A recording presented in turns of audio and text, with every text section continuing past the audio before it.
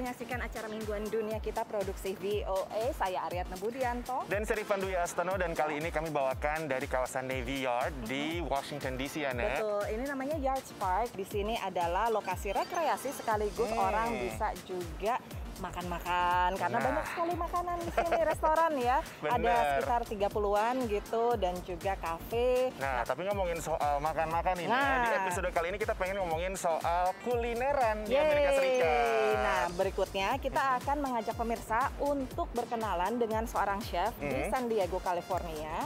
Nah, ini dia punya sebuah restoran dengan konsep yang unik karena restorannya itu menggabungkan antara fine dining tapi isinya adalah makanan Indonesia. Wah, ada satu juga nih yang juga ini jadi satu tempat baru di Washington DC. Ini adalah restoran tempat makan yang menawarkan menu Poffertjes. Kalau nggak salah dari Belanda, resep Indo-Belanda. Betul sekali. Tapi yang ini uniknya adalah karena menunya ini disesuaikan untuk mereka yang memang punya alergi makanan khusus. For sure, you feel like you're in a different part of the world. You're not just in San Diego or California. You're actually traveling into a different part of the world, and it's real nice. Berbagai pohon buah tropis menyambut tamu yang datang ke warung Riri di San Diego, California. Pemiliknya, pasangan suami istri Dave dan Rhys Sims, ingin membangun suasana Indonesia di restoran berbentuk rumah lumbung Sumatera, terbuat dari kayu jati dan kayu ulin daur ulang yang mereka beli di Bali. But we decided that, I don't know, as we were shipping it, that it would be better to promote Indonesia through a traditional warung, but elevate it to a fine dining experience. So it's something different and unique. Di restoran yang hanya menampung 2 hingga 6 tamu untuk setiap kali makan, Ri yang awalnya memiliki bisnis catering Cooking with Ri, menawarkan berbagai makanan khas Indonesia yang disajikan dengan mewah. Dan karena juga Indonesia punya banyak beragam masakan yang sangat unik dan berbeda dibandingkan negara lain. Dengan konsep restoran fine dining, harga yang ditawarkan untuk 6 macam makanan, mulai dari makanan pembuka hingga penutup, berkisar dari $135 hingga $165 per orang atau lebih dari 2 juta rupiah. Tapi semua sih bilang harganya masih masuk di akal karena mereka datang ke sini nggak cuman datang makan terus selesai. Mereka ke sini tuh menikmati suasananya. Sebagai tuan rumah, Dave juga memberi tur keliling dan penjelasan mengenai rumah lumbung serta makanan yang disajikan. Dengan konsep ini, target mereka memang bukan untuk menjaring tamu sebanyak-banyaknya, namun memberikan pemahaman sedalam-dalamnya mengenai Indonesia. It's not about how much money we can make, how popular can we get. It's about showing the Indonesian culture, showing the heritage, showing what good food from Indonesia really is. Ketika orang datang ke sini dan mereka lihat ini adalah rumah tradisional Indonesia, itu bikin saya benar-benar bangga jadi orang Indonesia sebenarnya. It's a beautiful, beautiful place. The chef was incredible. 5 out of 5, 2 thumbs up. Would highly recommend. Definitely coming back. Dari Washington DC, Dania Iman, Nia Iman Santoso, VOA. Camilan mungil dengan beragam rasa ini adalah Poffy, kreasi toko kue yang beroperasi sejak Mei lalu di Fairfax, Virginia. Idenya berawal dari keinginan sang pemilik, Lilian Wanandi Perez, untuk membuat jajanan yang bisa dinikmati oleh orang-orang yang alergi terhadap beberapa jenis bahan makanan tertentu seperti anaknya. Waktu sekitar umur 1 tahun, anak saya yang paling besar ini, dia didiagnose food allergy. Jadi susu, telur, kacang, semua biji-bijian. Terus mereka tanya, Mami, kenapa kok saya setiap pergi ke restoran, gitu, saya kok nggak bisa makan seperti anak-anak lain, you know. So dari dalam diri saya sendiri, jadi kayak ada tujuan gitu. Bagaimana saya bisa provide ke anak-anak atau family lain, yang keluarga lain yang seperti kita ini, something yang spesial supaya mereka dapat berasa inklusif ya, sama seperti orang-orang lain. Berkonsep 7 Free, Poffy dimasak tanpa menggunakan 7 bahan makanan alergen terbesar seperti susu, telur, dan kacang. Kita punya banyak mama atau parents yang datang nangis benar-benar karena nggak pernah bawa anaknya ke restoran. Karena kalau ke restoran yang nggak ngerti saya juga terjadi dengan anak-anak saya gitu ya, dengan cross kontaminasi, something happen, mesti ke emergency. Jadi dan kita juga nggak cuma ingredient apa, tapi fasilitas kita juga nggak ada bahan-bahan itu. Terinspirasi dari resep camilan manis khas Belanda, Poffertjes, yang diturunkan sang ibu, Lilian memutuskan memadukannya dengan beragam topping dan isian seperti selai buah segar, matcha, coklat, dan pandan. Kita jalan-jalan ke Fairfax terus nemu ini ada Poffertjes, dan kebetulan yang punya orang Indonesia. Aku red velvet with Biscoff. Aku banana chocolate chip. Pofi juga banyak mengundang para pengeblog dan pemengaruh yang lalu mempromosikannya melalui media sosial mereka. It's really good. I'm a pancake fanatic, so I really like it. And I haven't had velvet with pancakes before, so. I don't really eat pancakes, but she saw it on TikTok, so we wanted to come try it. Yeah. Di saat banyak restoran dan bisnis makanan yang gulung tikar karena pandemi, Lilian justru membuka Pofi bersama Kevin, suaminya. Padahal mereka belum punya pengalaman di dunia bisnis kuliner sebelumnya. Ya, kita dapat banyak pertanyaan. Are you crazy? You gonna open it right now? Like, you know, dengan musim yang kayak begini. Tapi saya malah lihat itu sebagai jendela untuk terbuka di masa yang benar-benar artinya semua orang itu takut, semua orang itu craving for connection. That our coffee like can bring that to people. Dari Fairfax, Virginia, Dania Iman, Ariadna Budianto, VOA. Kita sekarang istirahat dulu. Nanti kita bakal balik lagi ya dengan cerita-cerita kuliner-kuliner lainnya. Tetaplah di Dunia Kita.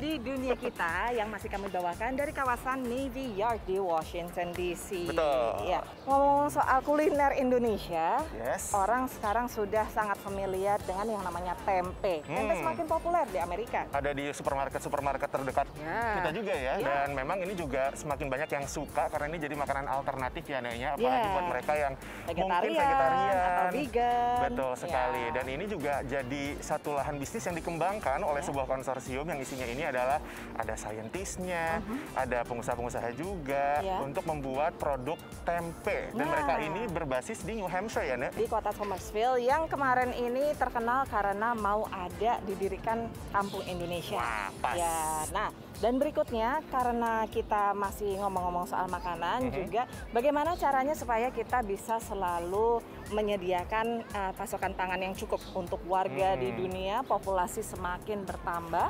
Nah, sekarang ada alternatif makanan berupa daging salmon yang dikembangkan di laboratorium. Jadi bukan salmon yang diangkut dari enggak dipanen gitu ya dari air gitu. Enggak ya. Jadi ini harus di pengembangan laboratorium. Betul. Kayak apa tuh ya? Tempe atau tempe. Bagaimanapun cara mengucapkannya, makanan tempe merupakan harta karun bagi warga yang tinggal di Amerika. Tempe cukup populer di Amerika, namun tidak mudah membeli tempe yang original dan berkualitas. Dua pasangan profesional muda Indonesia dari Boston, Massachusetts mendirikan Bos Tempe. Walau latar belakang mereka bukan dalam bidang kuliner, mereka mempunyai peran yang saling melengkapi. Awalnya itu karena kita mulai dari kota Boston di Massachusetts, jadi Boston. And then, like you said, jadi sekalian juga boss as boss, pemimpin gitu. Jadi kita believe on those two artinya gitu. Semuanya bermula dari cinta. Jadi karena saking cintanya sama istri, Pak Daniel akhirnya coba-coba cari-cari informasi riset mengenai gimana cara bikin tempe, terus sampai beli buku panduan makalah tempe, terus coba-coba sendiri, akhirnya berhasil, enak. Tempe ini dijual dengan harga $3,5 Amerika atau hampir Rp50.000 dan dapat dikirim ke seluruh penjuru kota di Amerika. Customer Bos Tempe bukan hanya diaspora Indonesia, tapi warga Amerika. Mereka menyukai produk makanan Bos Tempe dan memviralkan melalui sosial media. Like incredible soft, and the taste is amazing. I think I never had a tempe that have this nice flavor. karena kita bermimpi besar, otomatis kita harus scale up juga dalam desain, dalam marketing, semuanya gitu. Dan ya role saya terutama ya how to make our tempe itu presentable gitu in the market. It's a new challenge for us, which is good from the home industry to a bigger scale like manufacturing. Jadi challenge-nya beda, equipment juga nggak bisa pakai kompor di rumah ya kan. It's a good challenge very much. Boss Tempe memiliki pabrik di kawasan Somersworth, Stafford County, New Hampshire. Dalam 1 bulan bisa mencapai 1.000 kemasan. Naratama dan Audrey Utoyo, VOA, New York.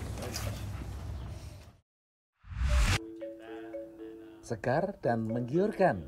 Jangan salah, ikan salmon ini datang dari cawan petri di San Francisco.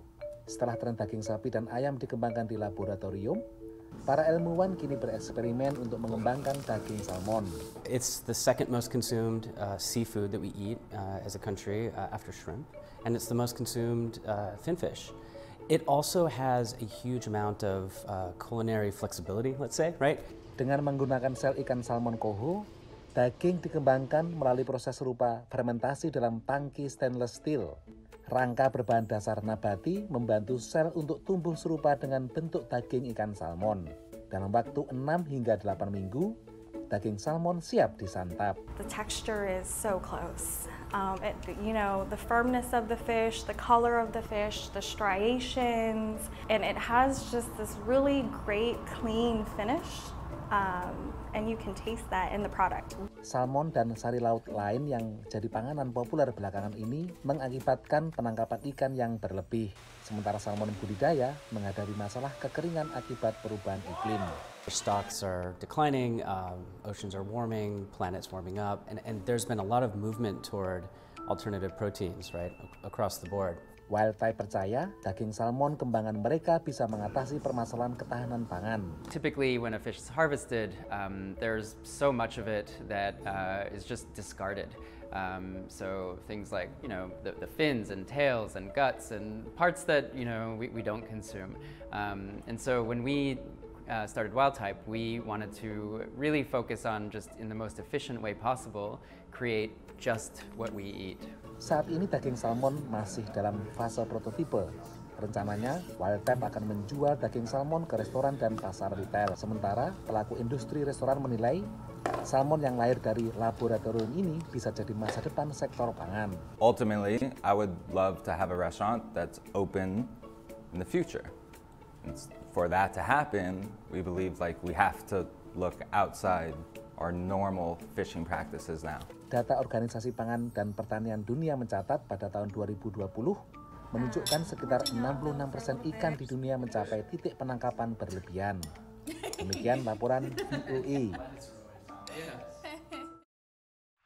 Nah, setelah yang satu ini kita masih punya cerita-cerita lainnya dan kita akan menjawab pertanyaan dari pemirsa dunia kita. Iya, siapa yang udah masuk pertanyaannya dan akan kami jawab dalam episode ini setelah yang satu ini.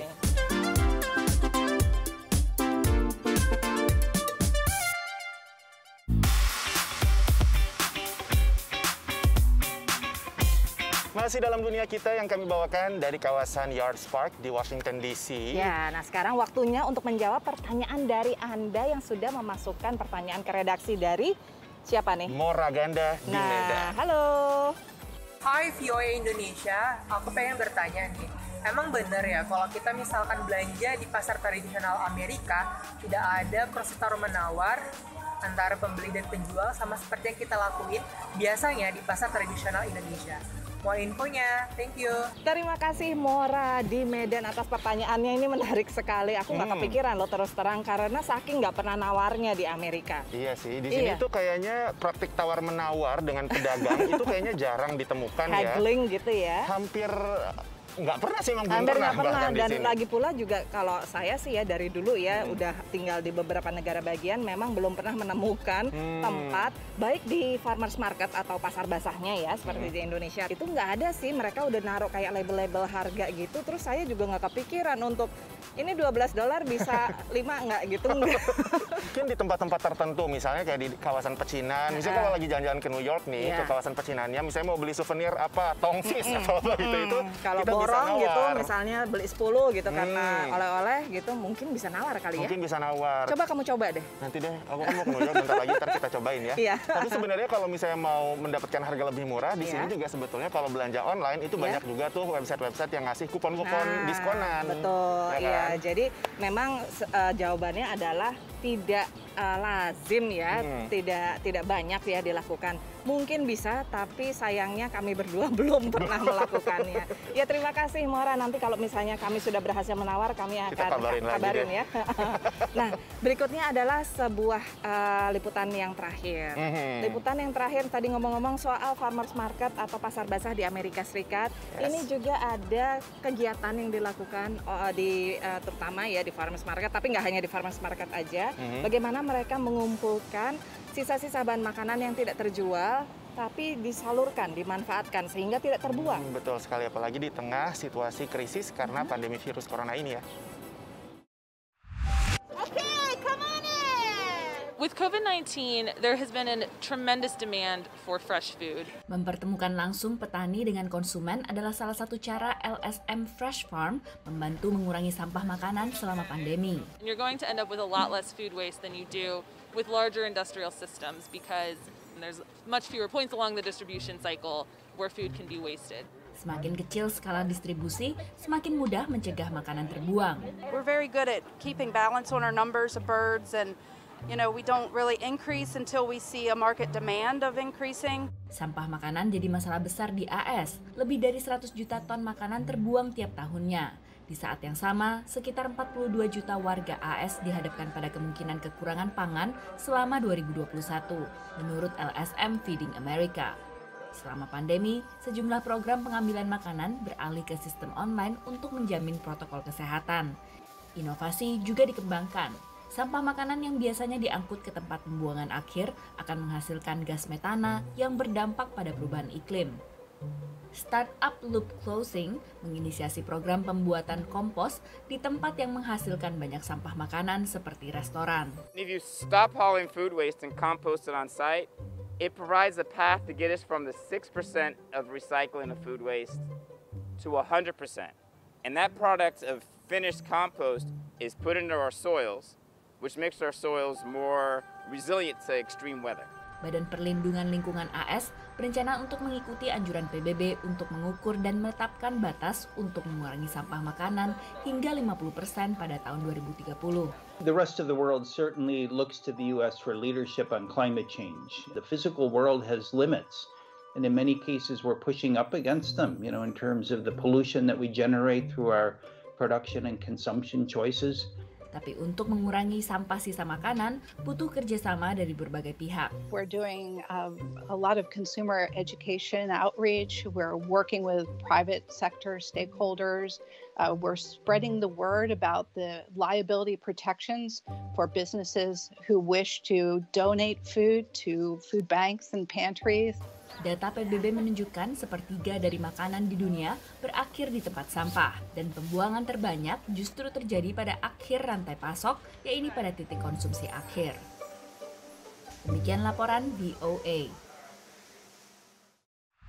Ya udah, tapi kita kayaknya harus pamitan juga nih, Nek. Udah 30 menit kita menemani pemirsa dunia kita menyaksikan episode khusus kuliner ini. Tapi yang jelas kalau misalnya pemirsa ingin nonton lagi episode-episode dunia kita yang lain, silakan kunjungi YouTube-nya di VOA Indonesia atau langsung mampir ke website kami di voaindonesia.com. Dan juga jangan lupa untuk menjadi sahabat kami di media sosial. Waduh, itu ada alarm apa tuh ya yang nyala? Nggak apa-apa. Di media sosial di akun VOA Indonesia. Dan juga kalau misalnya kayak Mora di Medan tadi, mau bertanya, langsung aja kirimkan videonya ke kami dan insya Allah kami akan jawab di episode berikutnya. Pastinya, langsung kirimin video pertanyaannya ke akun VOA Indonesia atau Instagram kita berdua boleh ya? Betul, boleh. Udah. Ya. Kita pamit dulu. Oke, kita makan es krimnya dulu kalau gitu. Saya Rifan Dwi Astro pamit. Dan Aryatna Budianto, sampai ketemu lagi minggu depan. Dadah.